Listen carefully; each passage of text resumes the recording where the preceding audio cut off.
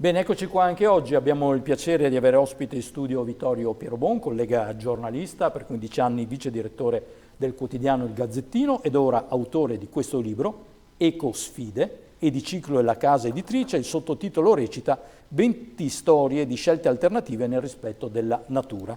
Leggo dalla quarta di copertina, a firma di Mauro Corona, storie minime all'apparenza semplici, invece potenti, inusuali, nuove, rivelano che sotto le foglie c'è l'humus della vita, quella nascosta che non grida, non strombazza, non chiede, ma al contrario fa, produce e piace. Leggo dalle varie note, insomma, Vittorio Pierobon, cacciatore di storie. Queste come sono state trovate?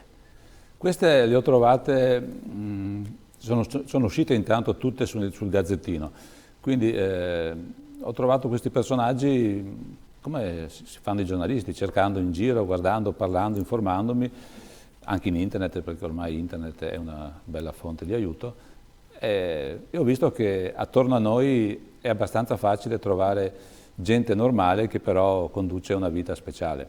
Difatti tutti questi personaggi vivono nel Veneto o comunque al massimo in Friuli, sono molto vicini, quindi nel raggio del nostro territorio.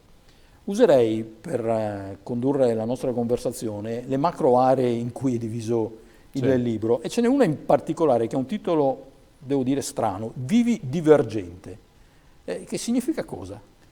Ma significa fare scelte di vita che sono un po' fuori dal comune, divergenti da quello che può essere il normale modo di vivere. Che non vuole dire alternativo. No, non vuol dire alternativo. Certo, però non sono nemmeno scelte di vita facilmente riproponibili. Per esempio, la prima di queste è quella di due persone che vivono su un rimorchiatore a Venezia. Loro hanno acquistato un vecchio rimorchiatore che era destinato a finire in demolizione e l'hanno trasformato in una casa e da alcuni anni vivono, pur avendo in terraferma una casa in muratura, loro hanno scelto di vivere in questa casa sull'acqua. È una scelta assolutamente fuori dal comune, ma molto, molto bella, se si riesce ad accettare anche il sacrificio che può avere la scomodità del rimorchiatore, che certo non ha gli spazi di una casa in muratura. C'è anche una delle interviste che ha un titolo divertente, Il cielo in una stalla. Sì, Il cielo in una stalla riguarda una coppia di malgari. Questi qui hanno fatto una scelta di vita, sono due giovani di famiglia già di tradizione, agricoltori e allevatori, e hanno intrapreso questa vita in maniera serena, ripopolando una zona che era in abbandono, perché uno dei problemi della montagna è quello di essere spesso abbandonata, e loro hanno deciso invece di portare nuova vita e hanno costituito l'allevamento, un agriturismo.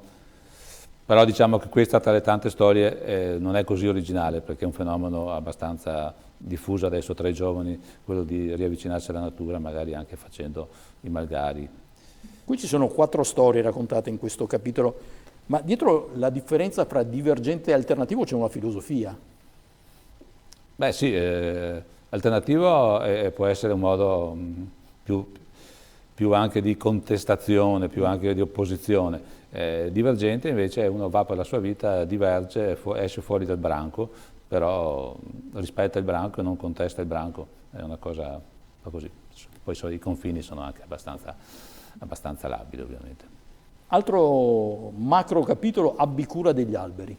Qua è facile pensare di cosa si parla. Beh, questo è abbastanza facile, del resto anche la foto di copertina del libro che mostra questo abbraccio tra un uomo e un albero dice tutto, e lo dice ancora meglio di me Pietro Maroè, uno dei personaggi che ho intervistato, un tree climber, e lui dice che se l'uomo sparisse dalla faccia della terra gli alberi starebbero benissimo e non ne sentirebbero la mancanza, però invece se non ci fossero gli alberi l'uomo non potrebbe più vivere. È una frase apparentemente banale, ma è molto profonda, perché noi non ci rendiamo conto che la nostra vita, il nostro equilibrio, che tra l'altro in questo periodo si vede quanto sia precario, è legato al rapporto con la natura.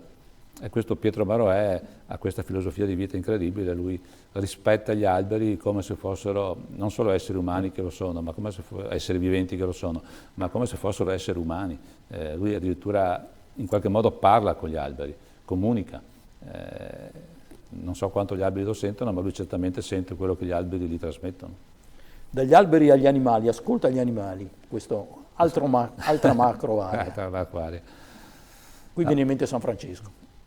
Vabbè, San Francesco era l'unico, diciamo che non ho incontrato altri San Francesco, ho incontrato però delle persone che come Francesco rispettano moltissimo gli animali, in particolare ne vorrei citare due, uno è Pietro Gugildi che vive nel Veronese sul Monte Baldo. Lui nella vita ha fatto tante cose, in particolare ha lavorato a scuola come, una volta si diceva bidello, adesso come collaboratore scolastico. Però la sua passione è sempre stata la natura, l'ambiente, ha studiato moltissimo da solo, si è documentato e alla fine è andato a vivere, non per tutto l'anno, ma per 8-9 mesi all'anno, sul Monte Baldo, in una malga dove gli animali lo vanno a trovare. Lui ha creato una serie di postazioni, vanno i lupi perché gli mette il mangiare e quindi ci sono delle possibilità che loro vadano perché sanno che trovano da mangiare. C'è un orso che ogni tanto va e più animali, meno diciamo tra virgolette che facciano paura. Se sarà amato dai contadini del posto, insomma. Sì, insomma i contadini del posto, come tutti i contadini, hanno un rapporto abbastanza difficile con questi animali. Anche se un altro dei personaggi che ho intervistato, Zovi, Daniele Zovi, che è l'ex comandante della Guardia Forestale del Nord-Est, mi ha fatto riflettere con un esempio, anche questo semplice ma chiarissimo. Lui dice che a memoria d'uomo, ma soprattutto non c'è traccia nei testi, nei giornali, negli archivi, negli ultimi 150 anni non c'è stato un caso di uomo aggredito dal lupo in Italia, nessuno. Mentre dice, se noi andiamo a guardare i casi di uomini che sono stati aggrediti e anche in alcuni casi anche uccisi dai cani, ce ne sono a decine, a centinaia. Però il lupo è considerato il nemico dell'uomo, il cane è l'amico dell'uomo. Certo anche qui sono tutti discorsi che vanno presi con una certa attenzione, perché non è che uno può incontrare per strada un lupo e lo va a accarezzare. Il lupo resta sempre il lupo, però forse non va demonizzato come a volte si fa. Il capitolo più corposo è quello titolato Supera te stesso. Sì, le sfide, le grandi sfide che ci sono, che in genere queste sono legate al movimento, al camminare, a fare qualcosa che sia fuori che sia una sfida, che vada sopra i record possibili, quindi camminare sostanzialmente. Ho incontrato grandi camminatori. Anche Enrico Zennaro che invece è un velista. Quello sì è un velista. Sì, un campione. No, certamente, lui è un velista, però tendenzialmente sono camminatori, Calderan, Tom Perry, tutta gente che ha fatto delle grandi imprese, Venturini, hanno attraversato il deserto, Venturini ha corso in Siberia a una temperatura di meno 52 gradi, insomma cose impensabili. Questi sono però personaggi che hanno anche alle spalle una grande preparazione, perché non ti puoi avventurare a fare queste prove, queste sfide, se non hai un bagaglio tecnico-fisico adeguato. Però, dimmi.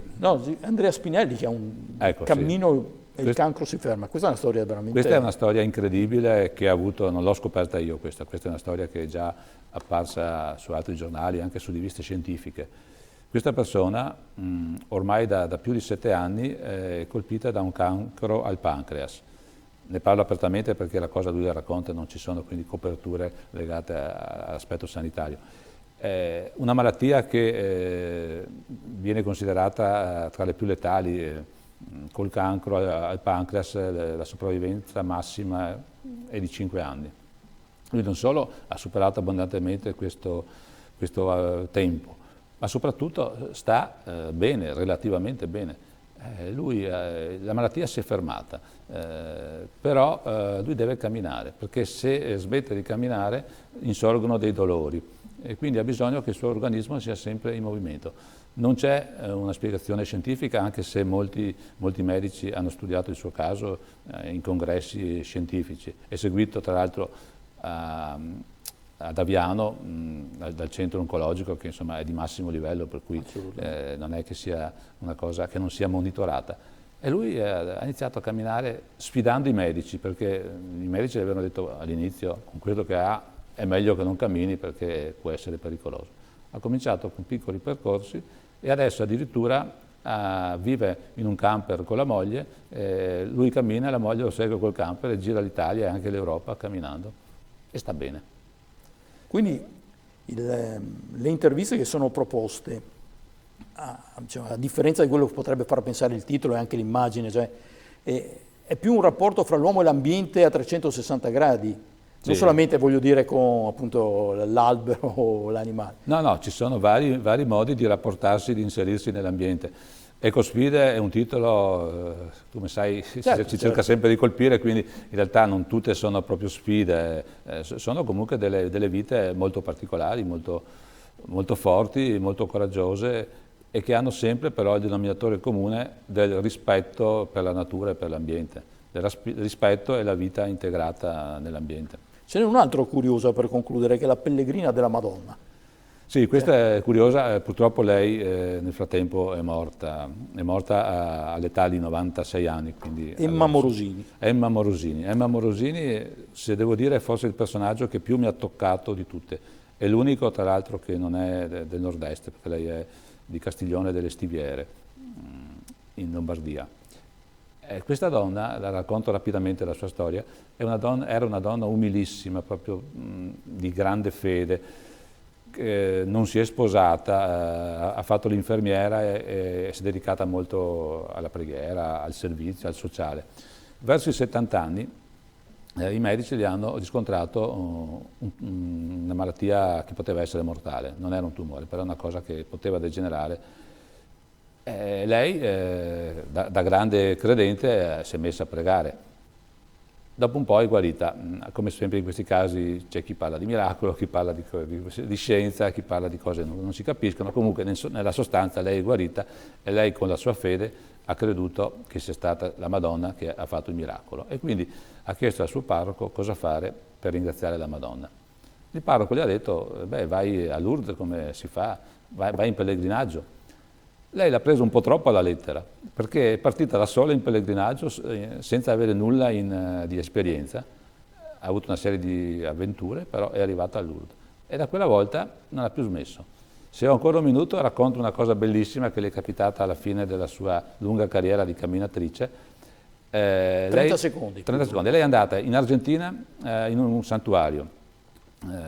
L'hanno fermata lungo la strada, aveva già 90 anni. La polizia si è preoccupata, dice: ma dove vai? Sei matta, da sola fino al santuario? E allora hanno deciso di scortarla. Una macchina della polizia la seguiva. In ogni paese che arrivava questa cosa non passava inosservata. E alla fine è arrivata al santuario con 2000 persone che la seguivano, e la polizia e gli elicotteri della televisione che l'aspettavano, e poi è stata ricevuta dal Papa che ha saputo la sua storia, quindi per lei è stato un altro miracolo. Grazie, chiudiamo in velocità. Grazie a Vittorio Pierobon, collega giornalista, scrittore. Ecosfide, questo libro ricco di sorprese molto umane, ricche di umanità. Certo. 20 storie di scelte alternative nel rispetto della natura e di Ciclo e la casa editrice. Grazie. Grazie. Alla prossima. Grazie. Ci si vede.